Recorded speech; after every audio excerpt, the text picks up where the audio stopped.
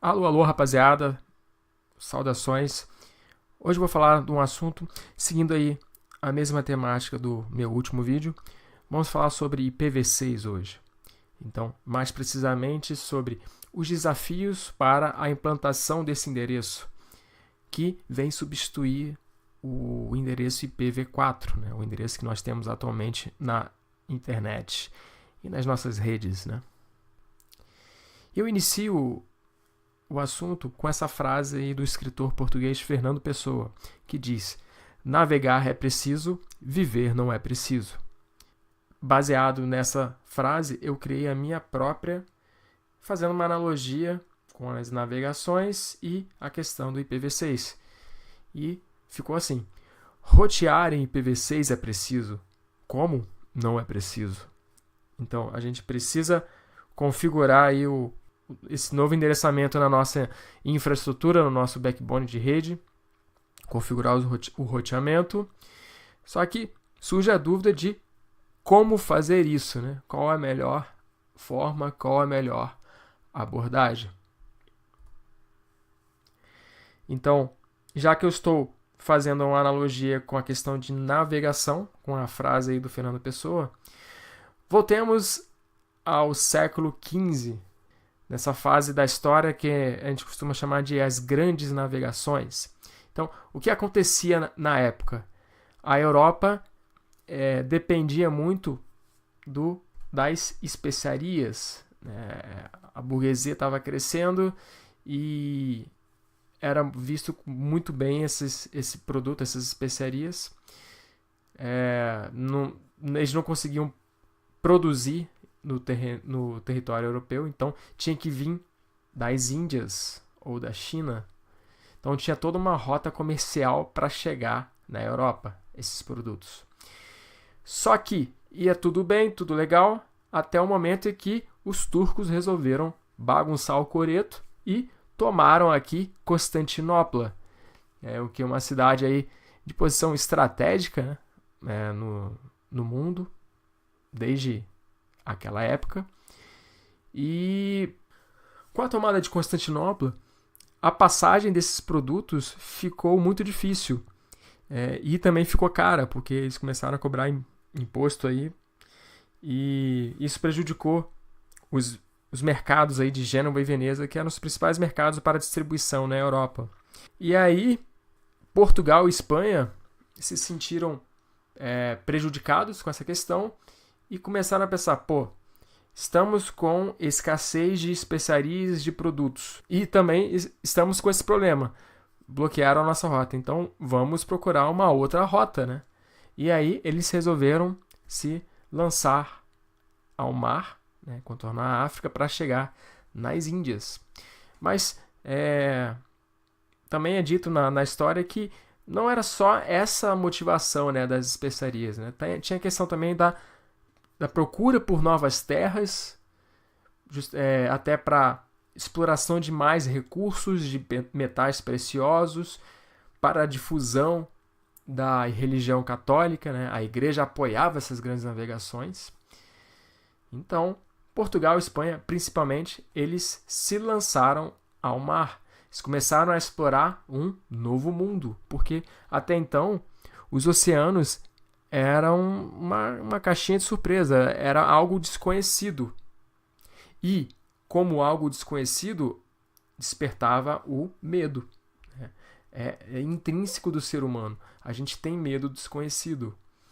Não sabendo o que vem pela frente, você acaba imaginando o pior e até como uma forma de defesa, né, surge o medo.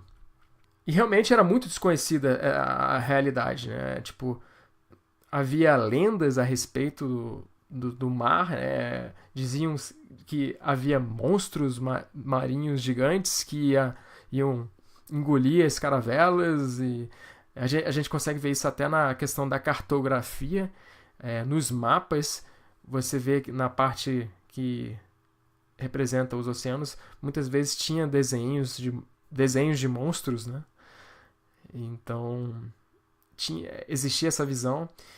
Também não havia o conhecimento se a Terra era realmente redonda, qual era o formato, se era plana, e se fosse plana, ia chegar um momento que você chegaria ao fim e cairia num precipício. Então, isso tudo despertava, sem dúvida, o medo.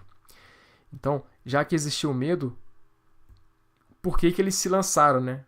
Porque o estímulo era maior. O estímulo foi maior que o medo. Então, eles estavam realmente interessados em chegar às Índias, em conseguir essas especiarias e também, se não desse certo isso, de repente conseguir novas terras, né? Explorar novos recursos. Então, fiz todo esse contexto histórico, por quê?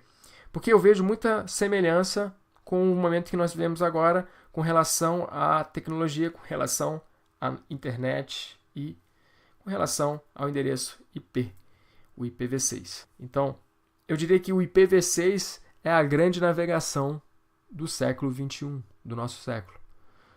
Porque a gente pode traçar o mesmo paralelo. Então, você tem uma situação de escassez de recurso. Que recurso que é esse? Os endereços IPv4. Então, a gente sabe que os endereços IPv4 estão acabando. A gente tem os registros regionais, né, que distribuem os endereços para os provedores. O ARIN, que é o registro da América do Norte, por exemplo, não tem mais IP. Então, provedores na América do Norte não conseguem mais entregar endereço IPv4, só endereço IPv6. Os demais registros ainda têm alguns IPs disponíveis, não muitos.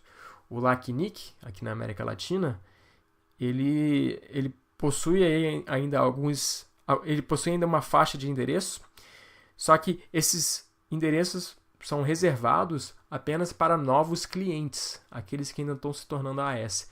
Quem já possui seu AS, quem já possui o seu bloco de endereços, não consegue pedir mais endereços. Então, quem tem vai ter aquilo só e se contente. Não tem como. Então, você tem uma demanda reprimida, você tem um crescimento contido, né? Você não consegue mais crescer. Isso está atrapalhando, né, pessoal? Está atrapalhando a escalabilidade da internet.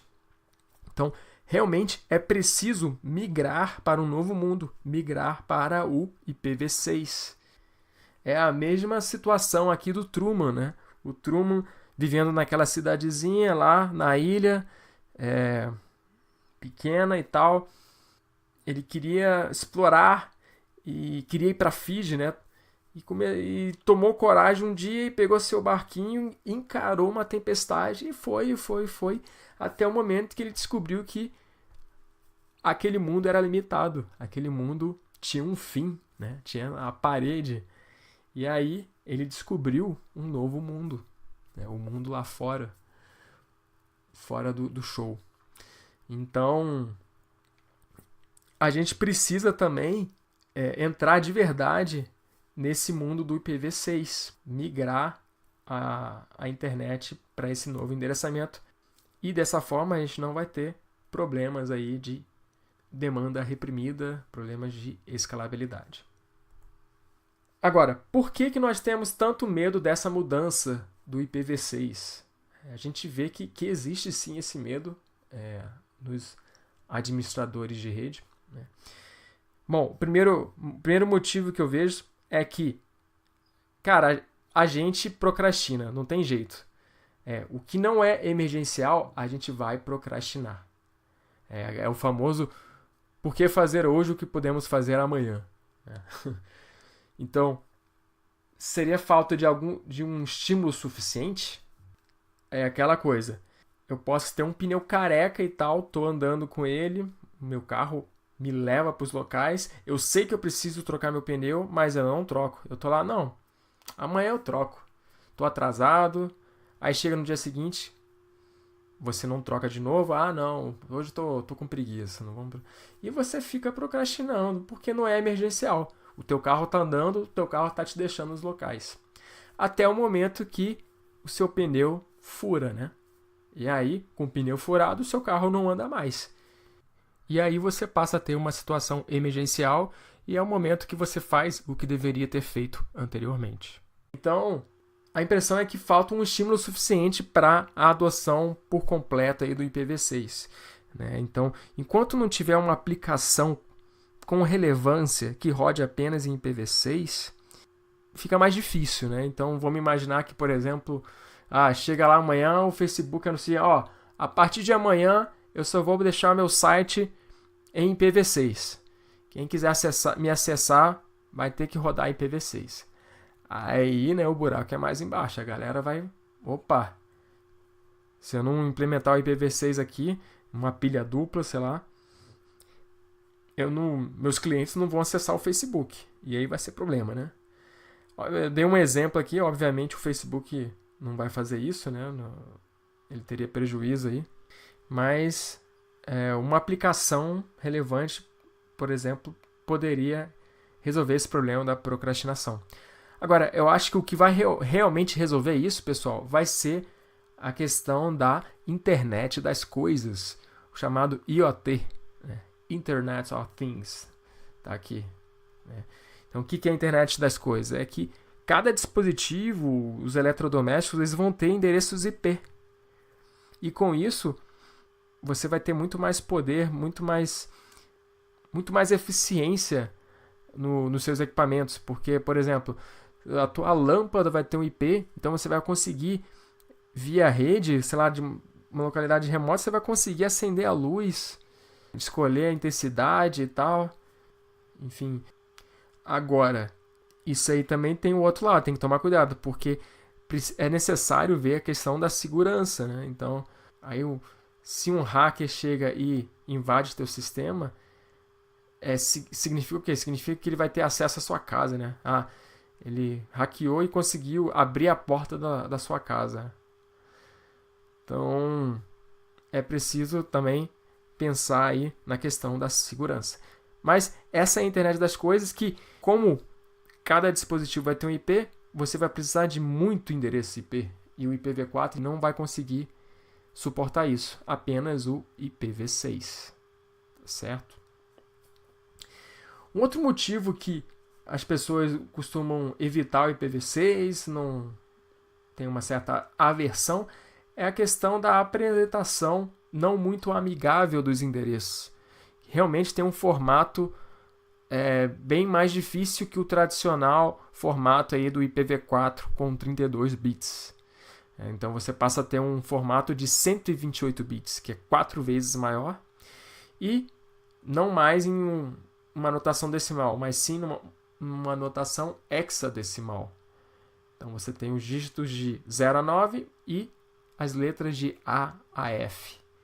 Então fica realmente mais difícil, né, lidar com os endereços, embora você tenha aí o artifício aí para resumir os endereços, né, usando os dois pontos, enfim. No início você vai ter possibilidade maior de resumir os endereços, mas mesmo assim você vai ter os casos em que você vai ter endereços enormes e que realmente fica difícil de lidar com eles. E por causa disso também há a impressão que o IPv6 é mais complexo, mas isso é só uma aparência, ele não é mais complexo. Aliás, ele é até mais eficiente que o IPv4, ele é uma evolução. Porque a gente para e pensa, tá faltando IPv4, por que não chegaram e simplesmente só criaram mais IPv4? Né? Por que não criaram um endereço compatível com o que já existia? E criaram um outro endereço mais numeroso, né? Porque eles viram necessidade de melhorar algumas coisas no IPv4, né? Mas infelizmente não mantiveram compatibilidade. Então, por exemplo, o IPv4 ele tem uma série de campos. Aqui, esses campos em vermelho são campos que foram removidos no IPv6. Vejam só. Então é muita coisa. Os campos em azul são os campos que tiveram a posição ou o nome trocado. Por exemplo, o TTL, Time to Live, virou Hop Limit, limite de saltos, que faz muito mais sentido, né, pessoal? O TTL nada mais é que o número de saltos, não é medido em tempo. Mas Vitor, você está falando que o IPv6 não é mais complexo, mas olha o tamanho do cabeçalho do IPv6 e olha do IPv4. Realmente ele é maior, mas ele é maior simplesmente porque os endereços são maiores, né? Então, o responsável maior pelo tamanho grande são os endereços. Então, enquanto aqui ocupa só uma linha, aqui ocupa 4 linhas. Mas ele tem significativamente menos campos, né? Ele é mais simples. Ele funciona melhor. Como é que ele conseguiu ficar mais simples sem perder poder, sem perder funcionalidades? Porque ele utiliza o conceito de cabeçalhos de extensão, que é como se fossem cabeçalhos para determinadas funções. Então, percebeu-se que algumas funções do IP, na maior parte das vezes, não são utilizadas, mas no IPv4, essas informações estão no cabeçalho a todo momento, em todo o pacote. E aí, achou-se melhor que, por que não colocar essa informação só nos momentos adequados, quando são realmente necessárias essas informações? E é isso que o IPv6 faz. Quando são necessárias essas informações, ele cria aqui os cabeçalhos de extensão. Então ele vai aumentando o cabeçalho. Por exemplo, quando você quer fazer criptografia utilizando o IPsec, então você aumenta aqui o IPv6 com mais informações.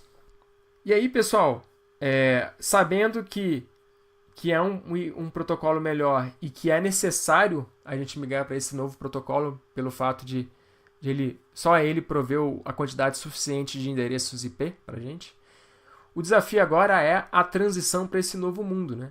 Sair desse mundo limitado, desse mundo com poucos endereços disputados aqui à tapa, para um mundo aqui, um verdadeiro mar de endereços, né? Com bastante conforto e eficiência. Esse salto aqui que é o desafio, né? Para esse novo mundo, que é o que dá o medo, né? E aí, pessoal, são 3 técnicas principais para a gente migrar aí para o IPv6. A gente pode utilizar a técnica de pilha dupla, a gente pode usar o tunelamento e a gente pode usar também a tradução. Os 3 são possíveis e, se eu tivesse que recomendar, eles estão em ordem de recomendação. Então, primeiro, tente fazer pilha dupla. Se não for possível, utilize o tunelamento. E, por fim, utilize a tradução, que é o menos eficiente, é o menos recomendado. O que seria a pilha dupla, pessoal? Então, imagine essa situação. Você tem aqui pessoas que falam idiomas. Algumas pessoas falam português, outras falam inglês. No caso da pilha dupla, quer dizer que todo mundo fala os 2 idiomas. Então, se o remetente aqui botar aqui uma mensagem utilizando o português, ele pode manter essa mensagem do jeitinho que está aqui, que ela vai ser entendida no decorrer de todo o caminho, porque todo mundo aqui é poliglota. Traduzindo para IPv6, quer dizer que todo mundo aqui entende IPv4 e todo mundo entende IPv6. Seria isso aqui. Então você tem um roteador pilha dupla ligado aqui a um host IPv6 e a um host IPv4. E também uma internet IPv6 e uma internet IPv4. E aí ele vai ter uma configuração para cada mundo. É como se fossem 2 instâncias diferentes para cada endereço. Então, é legal porque ele consegue lidar com os 2 endereços e, a partir do momento que o IPv6 está rodando bem, você pode ir lá e tirar a configuração do IPv4. A partir do momento que você não tem mais esse host com IPv4, você pode tirar a configuração e ficar só em IPv6. É uma migração bem natural. A desvantagem é que te obriga a utilizar mais recurso, mais recurso do equipamento, mais memória, mais CPU, porque você vai ter que ter 2 tabelas, né?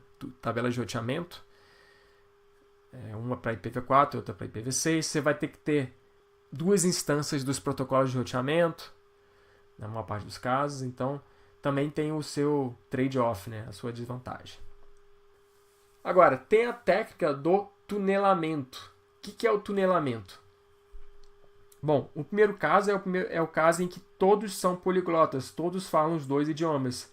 Mas a gente sabe que isso é difícil. Então, vai ter sempre os que não conseguem falar os 2 idiomas. Que é o caso aqui, né? Jorge e Paulo falam só português, Bob e William falam só inglês. Mas nós temos os poliglotas, né? Os tradutores, que são João e Ricardo. Eles falam português e inglês. Então, na hipótese de Jorge querer falar com Paulo, o que vai acontecer? Ele vai passar essa mensagem para frente. O João, sendo um tradutor, o que ele vai fazer? Opa, ele quer ir para Paulo, que fala português. Mas eu vou atravessar um mundo aqui no meio que fala inglês. Se eu mandar essa mensagem em português, os equipamentos não vão me entender e minha mensagem não vai chegar. Então o que eu faço? Eu crio um outro envelope, um envelope com endereços em inglês para que ele seja entendido. E aí eu encapsulo a mensagem original dentro desse envelope. É um envelope dentro de outro envelope, chamado encapsulamento. E o endereço aqui do envelope externo, vejam que agora o remetente não é mais Jorge, é João, o tradutor.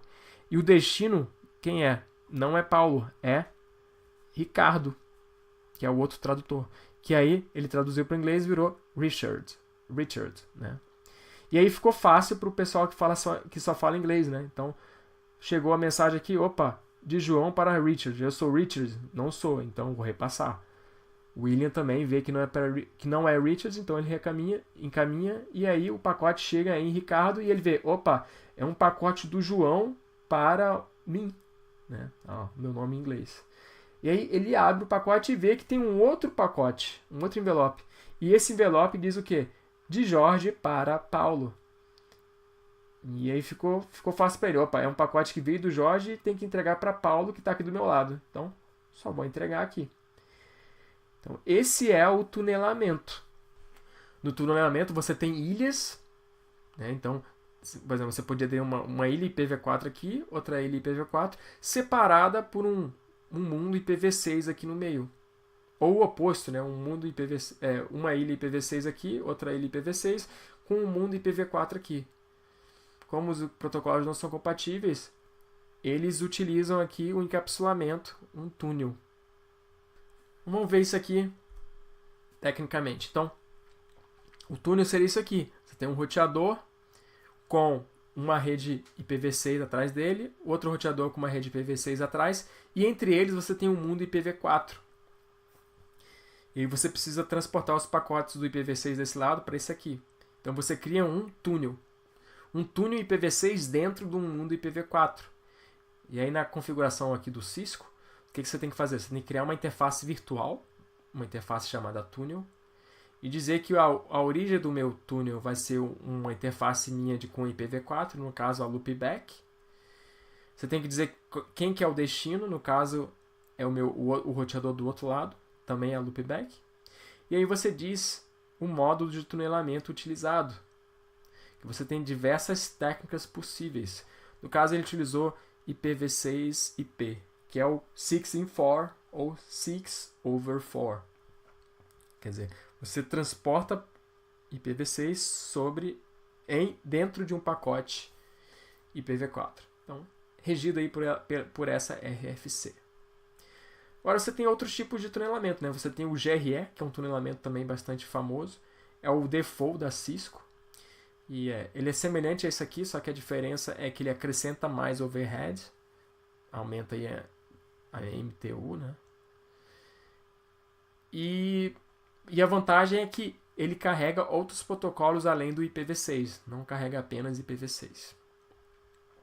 Esses protocolos aqui são chamados esses tunelamentos aqui são chamados tunelamentos estáticos. Você tem os dinâmicos, os multipontos. Ponto a ponto e multiponto. Que é o 6/4 e o ISATAP. São os mais conhecidos. E aí, quando eu falei a desvantagem de aumentar o overhead, é justamente isso aqui, pessoal.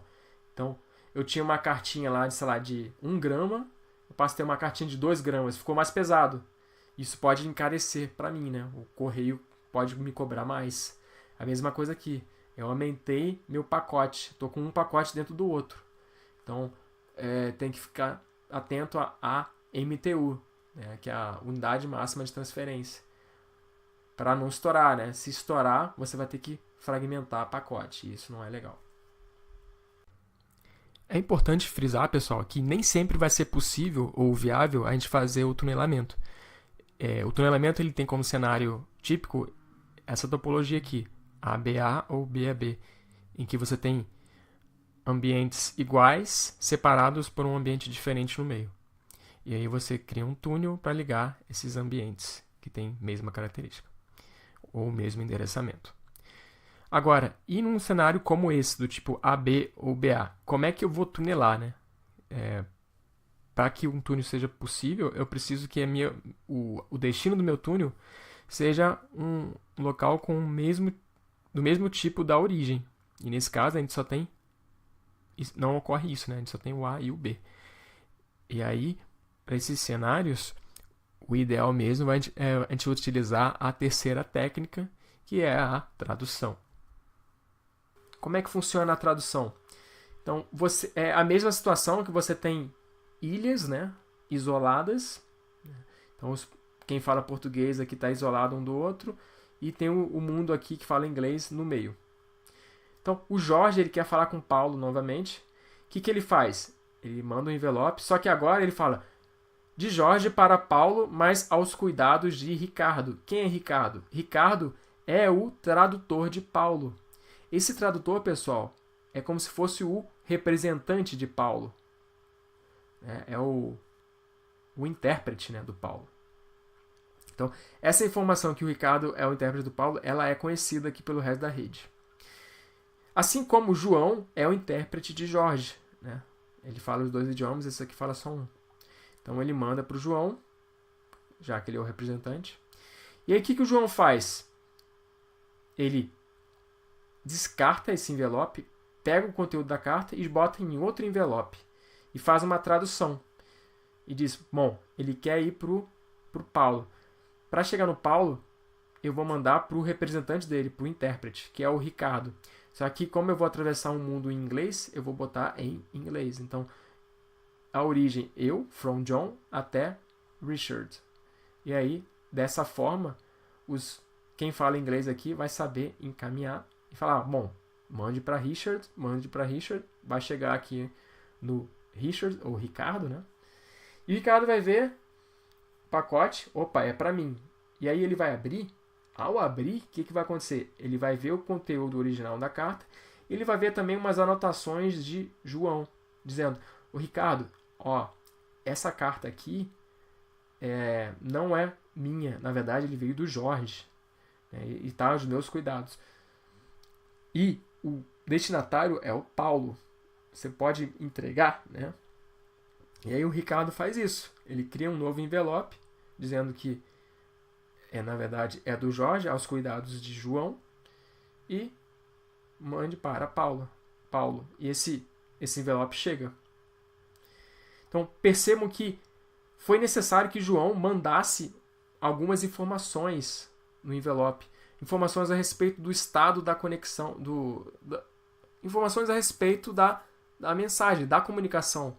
E por isso você tem a comunicação stateful, né? Quando você tem a tradução, o NAT, né? Para poder redirecionar as comunicações para os destinatários corretos.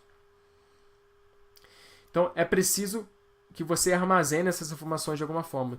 E você acrescenta complexidade. Esse negócio de você ficar tirando envelope, trocando envelope, mudando endereçamento. Então, pessoal, isso aqui nada mais é que o NAT. Você tem um endereço privado aqui, e esse cara está traduzindo. E para o IPv6, então, você tem aqui algumas técnicas de tradução, por exemplo, o CGNAT, o NAT64. Então, o 64 é uma tradução de endereço IPv6 para IPv4, o próprio nome diz. Você tem a técnica 464XLAT, que é uma técnica para dispositivos que rodam exclusivamente IPv6, que quer acessar um conteúdo, um servidor que rode apenas IPv4. Então, utilizando essa técnica de tradução, você torna possível essa comunicação entre esses dois dispositivos. Eu destaco aqui o NAT 444, que é o famoso CGNAT, ou Carrier Grade NAT, que é o NAT mais condenado, assim, que é vamos dizer assim, que seria o pior, né, pessoal? Porque você tem um NAT tradicional, que é esse aqui, onde atrás do roteador do provedor você vai ter os IPs privados do cliente e desse lado aqui você vai ter uma interface com IP público. E aí fica mais fácil para o cliente redirecionar os seus tráfegos de acordo com as aplicações. Se for esse IP na porta tal, é para uma determinada aplicação. Se for outra porta, já é outra aplicação.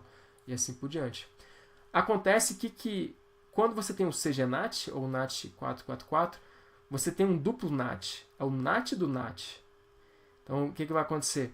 Você tem os clientes com endereços privados IPv4 da RFC 1918, então endereços do tipo 192.168, endereço 10, né?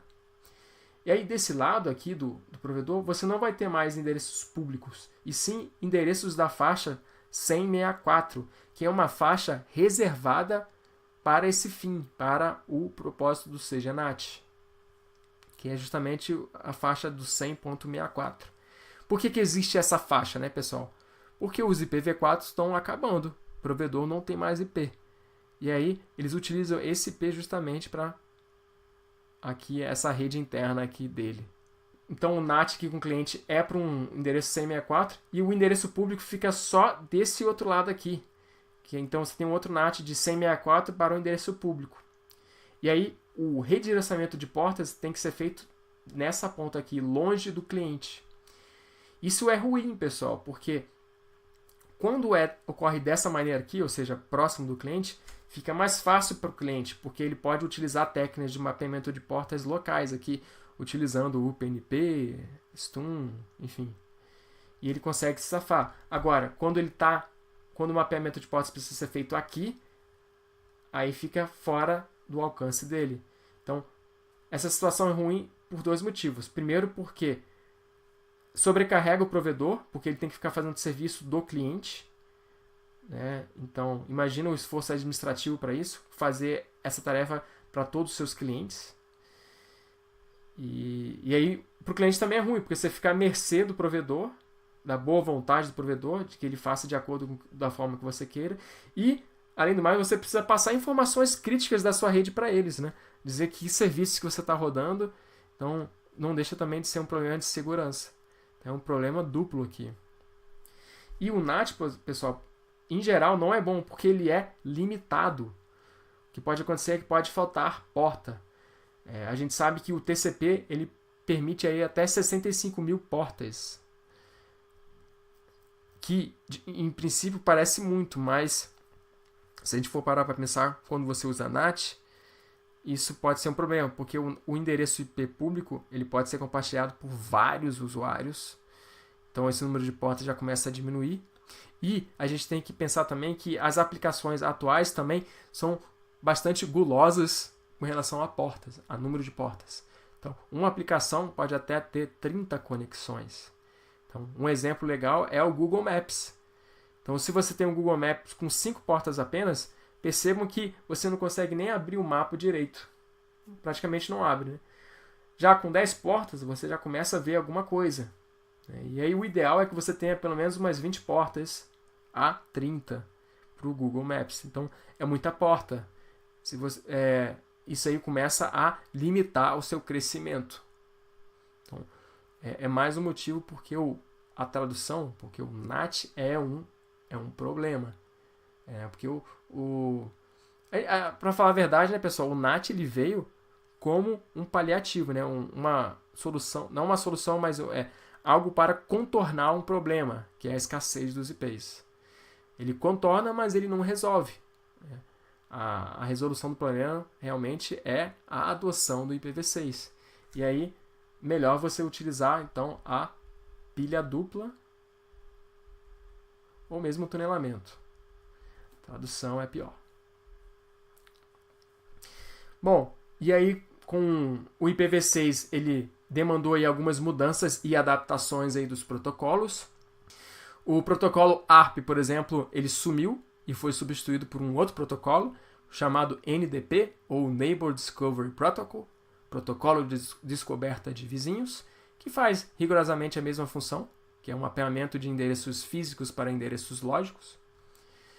O protocolo ICMP, famoso PING, foi atualizado e virou ICMP v6. E antes ele era uma ferramenta puramente de troubleshooting, agora ele passou a ser uma ferramenta fundamental para a conectividade da minha rede, porque algumas funções exigem a utilização do pacote ICMP v6. Os protocolos de roteamento, o RIP versão 2 ele foi atualizado, virou o RIP-NG, o RIP Next Generation. O protocolo EIGRP ele já tinha uma integração aí de protocolos de camada de rede, então ele conseguia rodar AppleTalk, IPX, o IP e, obviamente, também o IPv6. Então, o EIGRP ele praticamente se manteve. Já o SPF, que tinha a versão 2, ele foi atualizado e virou o SPF versão 3. Então, isso aqui também é um erro comum. As pessoas costumam achar que o SPF para IPv6 é o SPF v6, quando na verdade é o v3. E finalmente o BGP, que tem a sua versão 4, ele utilizou extensões para suportar o IPv6.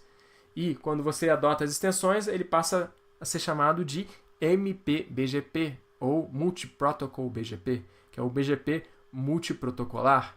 Então o MPBGP ele permite que o BGP tradicional ele consiga transportar endereços de camada de rede diferentes do IPv4, o IPv4 Unicast, utilizando aí o conceito de famílias de endereço, Address Family. Então você pode carregar endereços IPv4 Unicast, IPv4 Multicast, endereço IPv6 Unicast, endereço IPv6 Multicast. Você pode carregar endereços de VPN MPLS, que tem um formato próprio também, se não me engano são 96 bits. Você pode carregar endereços de, por exemplo, VXLAN.